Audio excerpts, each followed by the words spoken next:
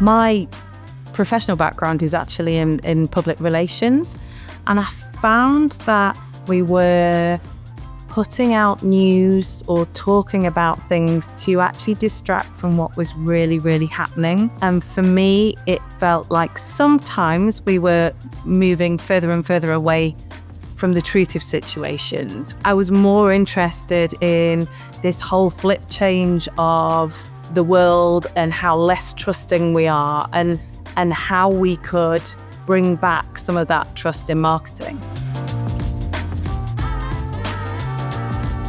Advocacy came about because people suddenly had access to search engines. They could find out information about things. So they no longer believed what somebody trying to sell them something was saying. And I think with the emergence of AI, it also elevates that level of distrust again. When you look at some of the main or core advocacy practices, quite a lot of them are process driven. So AI being able to shorten those processes, speed up the creation of content, areas like that, AI will have a really, really positive impact on. The biggest change I've seen has been through content.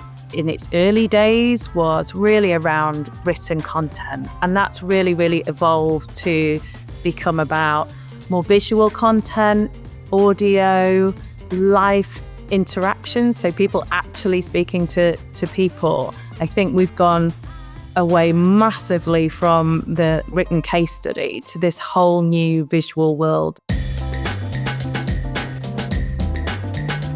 You can ship customer references out to your marketing and sales teams, but I think measuring the impact and value of customer advocacy is still a really, really tricky thing to do. A lot of people measure numbers of things because they don't have that ability to fully track exactly how that reference has influenced a purchase. There are two completely different stories. So if we're looking at the sales team, I think it should be a key part of a salesperson's job, because ultimately the benefit is to them. It will give them references and tools that should either accelerate a sales process or close deals. But that doesn't always work. So incentivizing a sales team, whether that's financially, motivating them through visibility, I think that can be a good thing. I'm a lot clearer on whether customers should be incentivized or not to provide references. They shouldn't. Simple as. If you are paying a customer to say good things about you, it's no different to advertising. The trust goes away. They're not doing it because they truly love and believe in your product. So it just takes away all the authenticity. It's making sure you've got the right list of targets that cover everything you need from an industry perspective, product, vertical, solution, whatever it may be. Make sure that you have the right list of people to contact, and making sure that you explain the value proposition of being a reference right from the start in order to engage them so they see the value in it. And it's about just keep hitting that phone and keep having those conversations. If you have that amazing story, maximizing the use of it is key. So it may be that it has a number of different angles that you want to explore, which you can do through several different types of content, whether that's written, video, audio, blogs, social. But I would say don't ignore some of the less engaging stories. You can still create content, just create less content. Create it with the audience that it will be relevant to in mind, and don't spend as much time on it.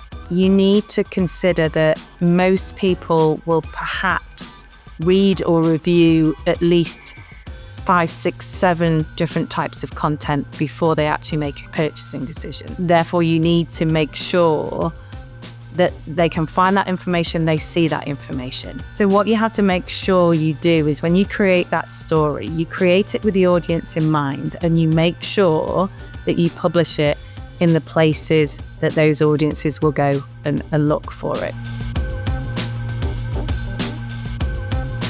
Budgets have been really, really tough. Tiering programs has been really, really important. So making sure that you invest in that sort of top 20% of clients who bring in 80% of your revenue without forgetting the rest of your audiences and those growth clients. I think if the pot of money at the end of the rainbow was endless, I think creating really special relationships and experiences for your clients, and then you will enhance what they will do as customer advocates for you.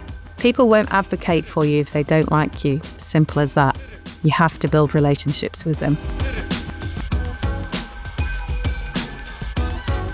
Looking at the future of customer advocacy is absolutely going to be impacted by AI. And I think the challenge for advocacy professionals is figuring out how they can use AI to shorten processes, remove blockers, speed things up, make things more accurate. But the heart of customer advocacy, it's human beings and it's relationships. And that's not something that AI will ever be able to replace.